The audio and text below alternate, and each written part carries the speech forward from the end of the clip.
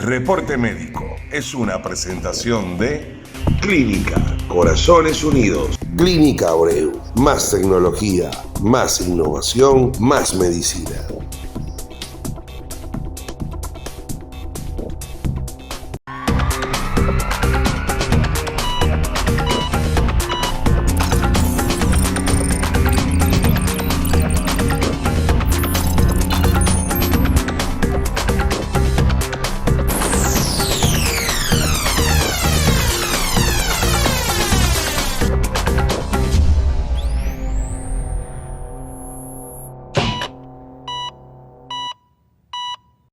Bienvenidos sean todos a un nuevo episodio de Reporte Médico. Recuerden activar la campanita, seguirnos a través de www.reportemedico.com.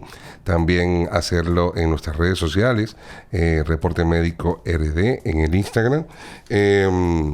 Y bueno, recordar que estamos en circulación con nuestra nueva edición que vamos a colocar en pantalla. Allí traemos al doctor Luis Betances, cirujano bariátrico metabólico, y con él estuvimos conversando sobre sus anécdotas, toda su vida, toda su historia, que condensamos en las páginas principales del Reporte Médico.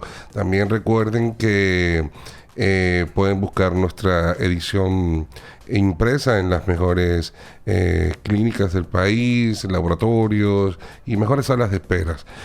También pueden suscribirse a nuestro boletín informativo que llega martes y jueves, allí con la mejor noticia de salud de República Dominicana, y también allí podemos encontrar los artículos de los doctores, del staff de Reporte Médico, la guía médica, que también es una parte importante donde pueden encontrar especialistas de todas las clases allí en Reporte Médico.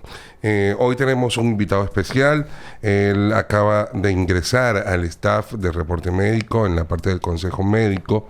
Estamos hablando del doctor Francisco Estrella, neurocirujano de especialidad, y que hoy nos acompaña por primera vez en Reporte Médico. Bienvenido, doctor. Gracias por la invitación, Alberto. De verdad que para nosotros es un placer tenerlo, principalmente en el Consejo Médico, porque la especialidad de la neurociencia era una especialidad que nosotros queríamos profundizar y darle no sé, más relevancia de la que se le ha dado en nuestro espacio, en nuestro portal. Y de verdad que la entrada suya al Consejo Médico es algo muy bueno, porque vamos a empezar a trabajar en base a esto para que la gente que ve Reporte Médico tenga más conocimiento sobre las neurociencias. Amén, amén. Gracias nuevamente por la invitación. Para mí es más que un placer, ha sido un honor poder participar con ustedes. Como neurocirujano joven y como especialista también en mi área, creo que podemos darle un buen enfoque a lo que son las neurociencias, sobre todo en nuestro país. Exacto. De modo que creo que podemos hacer bastantes aportes y conjunto con los colegas, por supuesto. Sí, y bueno, hablando de los aportes, ya el doctor acaba de comenzar escribiendo este artículo, se llama La ciencia y la tecnología a la vanguardia con el manejo de la epilepsia. Vamos a colocarlo en pantalla. Está en esta edición que, si quieren, buscan a través de www.reportemedico.com, se van a la parte de ediciones impresas y van a poder ver la edición digital de Reporte Médico del mes de junio, julio, y está este artículo del doctor Francisco Estrella.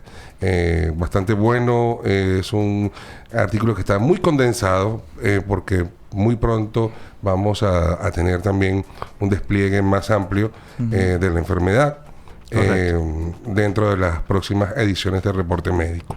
Pero vamos a comenzar con esto, doctor, porque si bien la epilepsia está siendo tratada en República Dominicana, no hay una estadística, no hay quizás una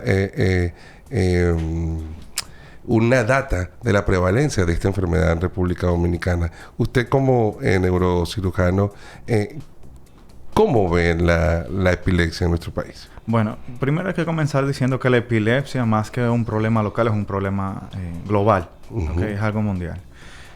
Al tal punto que, según la OMS, ciertas estimaciones, hasta recientemente hablando, hablan de que hay alrededor de 50 millones de personas sufriendo esta enfermedad. Eso es un gran mundialmente. número. Eso es un número abismal. Exacto. Por otro lado, hay que también mencionar que la epilepsia, más que un tema de salud mundial, es un tema de importancia en los tópicos a tratar dentro del sistema de salud pública. Porque si bien es cierto, tenemos un país privilegiado. ¿Por qué tenemos un país privilegiado? Porque la medicación no se le niega a ningún paciente.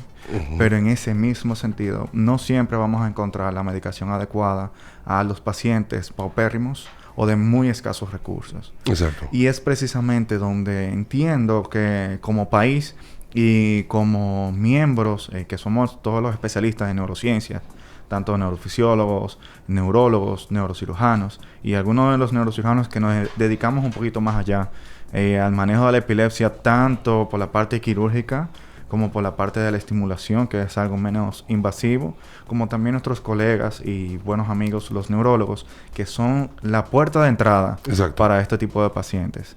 Entonces, de allí a que entiendo que nuestro enfoque como nación debe buscar precisamente una estadística nacional. Tenemos muchos colegas que han hablado abiertamente en las redes sociales. Sí. Tenemos colegas que han escrito una que otra experiencia en la radio o en la prensa pública. Pero decirte, bueno, República Dominicana tiene una incidencia de 4 a 6 por cada 1,000 habitantes, eso no existe. Exacto. Doc, vamos a hablar y vamos a empezar a describir la enfermedad. ¿Por qué se produce? Porque... Buena pregunta. Sucede que si queremos entender de una forma digerible, pues entiendo que el programa de reporte médico va dirigido no solamente a un grupo de médicos especializados, sino también a todas personas afín con dudas e inquietudes. Una forma fácil de entender la epilepsia es entender un cortocircuito. Donde las células normales de nuestro cerebro, las neuronas, ellas tienen muchas conexiones o muchos brazos que van conectándose una con otra y pasando un estímulo o información. En algunos momentos, estos estímulos se pueden ver sobresaturados o sobreexaltados.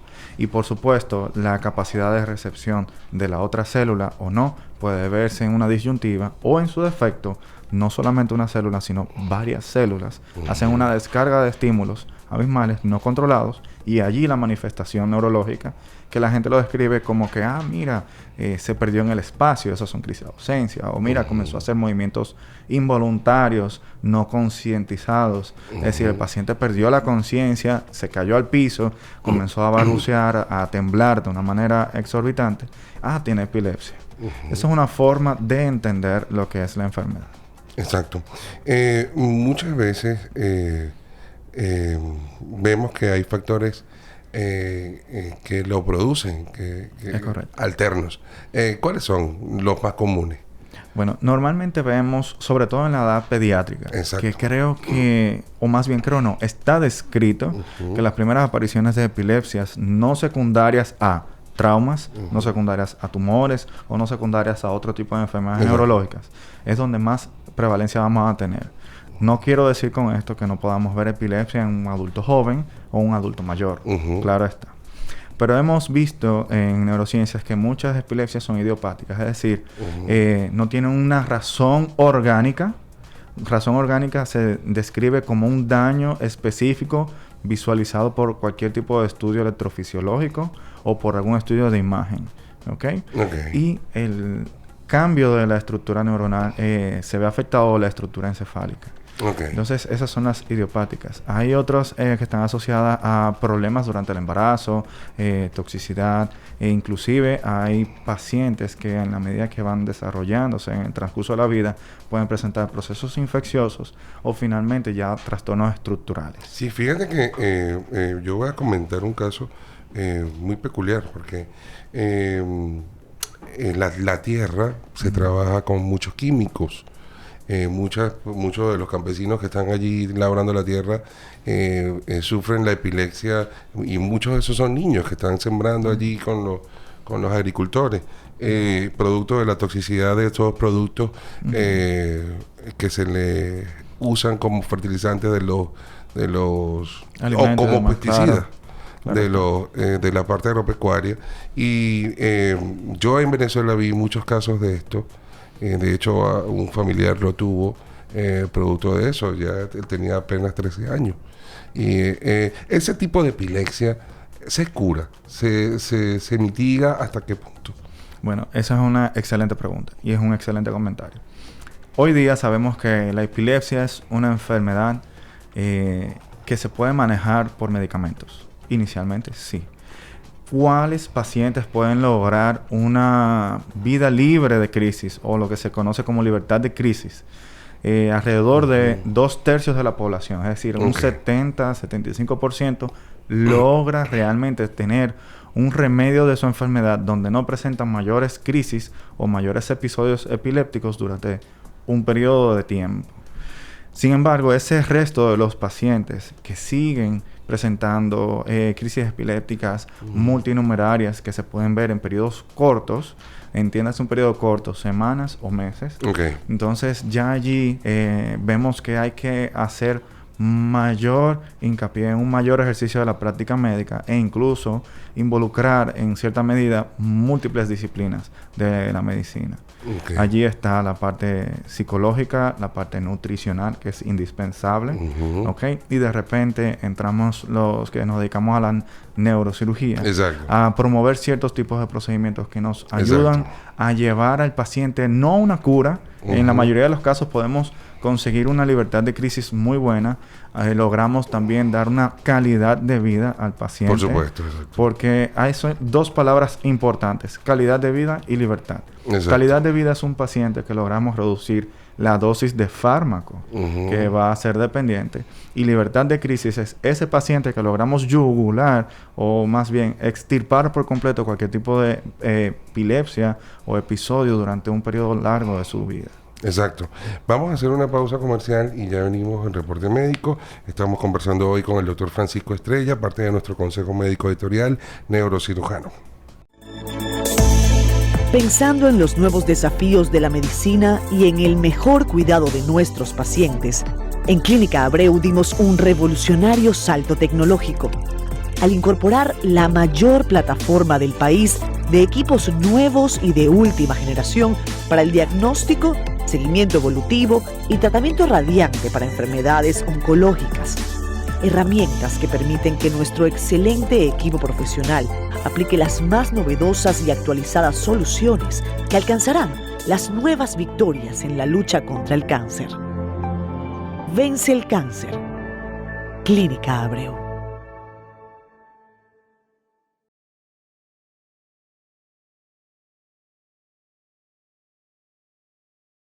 Bueno, ya estamos de vuelta acá en Reporte Médico.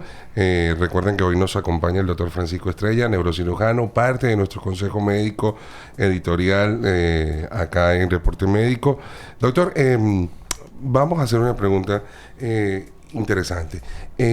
¿Cuándo un paciente epiléptico, ya en edad avanzada, una persona de 30, 40 años, hace un proceso epiléptico, por qué se puede estar produciendo esto? Bueno, normalmente los pacientes adultos no tienen una razón específica para presentar una crisis de epilepsia, vale decir. Muchas veces estas crisis de epilepsia pueden deberse a traumas, es lo más común, o trastornos de su medio interno. Un trastorno del medio interno puede ser un paciente que sufre de riñón, un paciente que sufre del hígado, es decir, son pacientes con enfermedades crónicas, y esto hace cierto desbalance en su estructura interna, en su forma de actuar de su cuerpo, y finalmente pueden presentar estos trastornos como crisis, que una vez se controla ese trastorno del medio interno, perfectamente podemos yugular esa aparición de esos episodios. Luego tenemos esos pacientes que tienen daño estructural que son externos a ellos, entiéndase, un trauma, que es lo más común, o de repente una enfermedad cerebrovascular, donde hay procesos expansivos que salen espontáneamente, y esos eventos cerebrovasculares que pueden ser isquémicos, como pudieran ser una hemorragia, un coágulo cerebral, para que se entienda. Estos pueden llevar a producir entonces un episodio de epilepsia.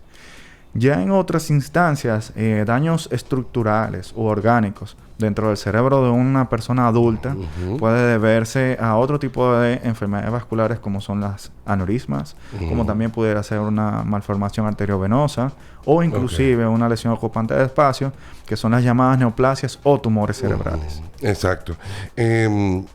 Vamos a hablar de la parte ya de cuando se hace la intervención por neurocirugía. Exacto. Bueno, la intervención de neurocirugía se inicia de la siguiente manera. Lo primero es que hay un protocolo de acción. Ese protocolo de acción conlleva un sinnúmero de escalafones que desde el más simple hasta el más complejo va desde un correcto y adecuado evaluación del paciente con laboratorios de sangre, estudios electrofisiológicos en los cuales podemos tener electroencefalografía, videoelectroencefalografía, que son los más comunes y ojo, son de fácil acceso para el paciente, pues se pueden encontrar estos estudios en el sistema de salud pública.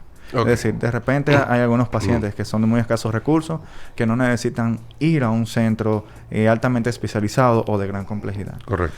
Por otra parte, están los estudios de imagen. Los estudios de imagen son precisamente la tomografía, la resonancia o estudios funcionales dedicados a ver si hay un daño estructural identificable dentro de su cerebro.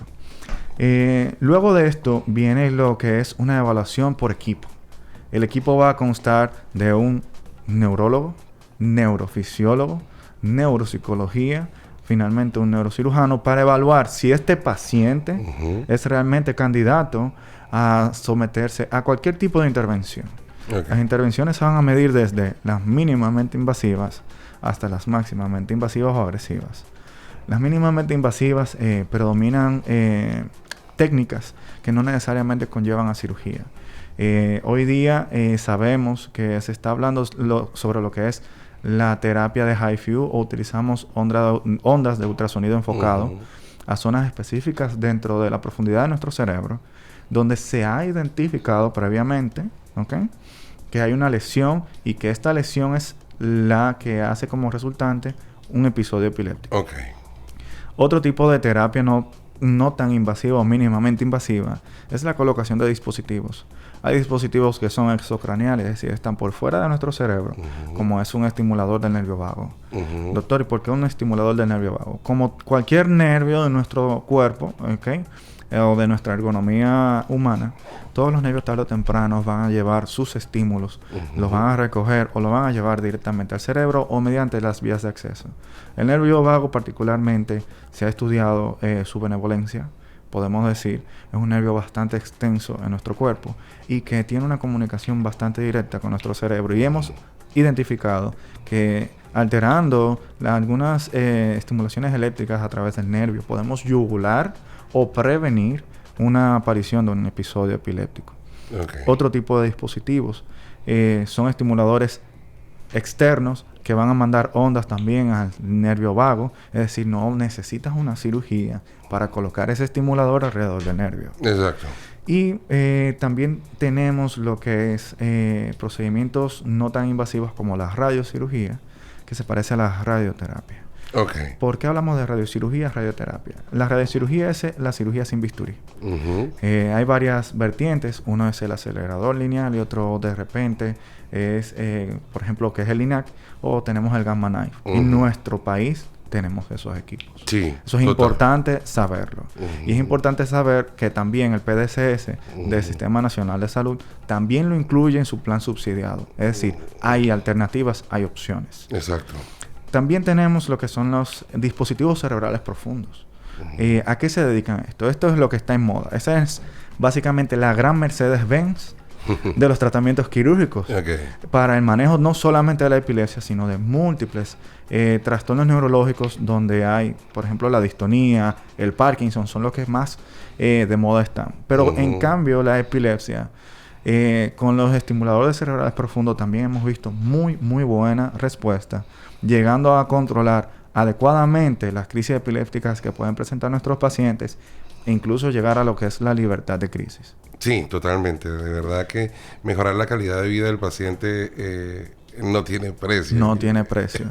Así es. Y bueno, ya hablando de lo mínimo, vamos a lo más agresivo. Exacto. Lo más agresivo ya sí compete a una cirugía de envergadura. Como toda cirugía cerebral, hay que entender que el cerebro es una estructura noble. Hay zonas elocuentes. Elocuentes quiere decir que son muy importantes para nuestro desempeño del día a día. zonas elocuentes como son las zonas donde está el área del habla, la zona motora, la zona sensitiva, lo que es el tallo cerebral, por ejemplo.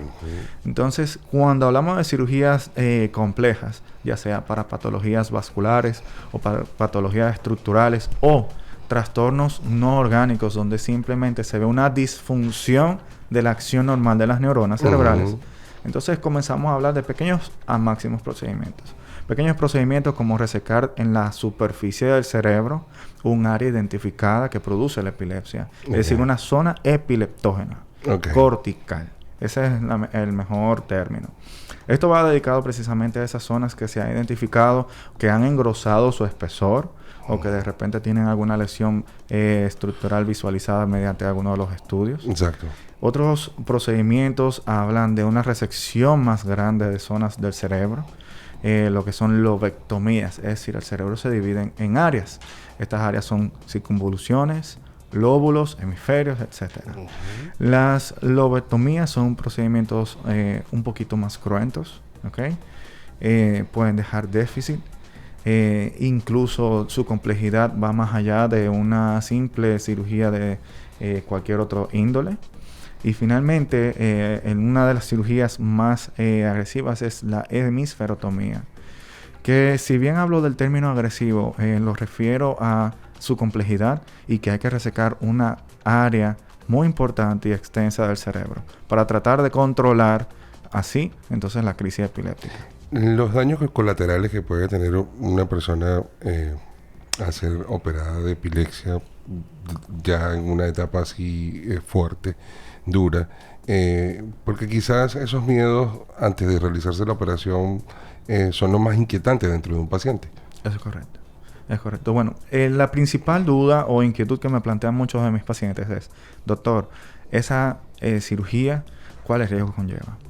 La respuesta es que toda cirugía del cerebro tiene sus complicaciones y sus riesgos. Yeah. ¿Ok? Complicaciones simples, de repente, como un mal cierre de su herida, es decir, no, de la parte estética, como que de repente pueda aparecer infecciones locales desde la piel hasta el hueso, infecciones más complejas como una infección cerebral, o inclusive un sangrado incoercible donde realmente no podemos tener mayor maniobras heroicas y podemos perder la vida del paciente.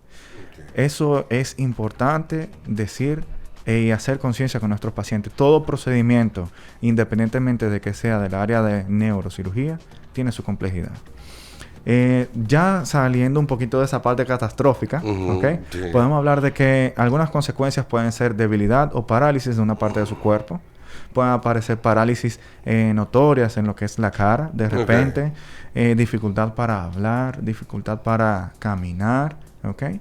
Esos son el tipo de complicaciones que pudieran aparecer y que son inherentes a la cirugía y también son inherentes a la ubicación de la o el target que vamos a utilizar. Okay. Doc, pero vamos a hablar un poco porque hay muchas personas que le tienen miedo al médico. Eso es correcto. Y entonces son epilépticos, pero no se controlan la enfermedad. ¿Qué puede producir no llevar ese control periódico, ese tratamiento que deberían tener? Bueno, precisamente por eso se han creado protocolos, se han creado equipos de trabajo.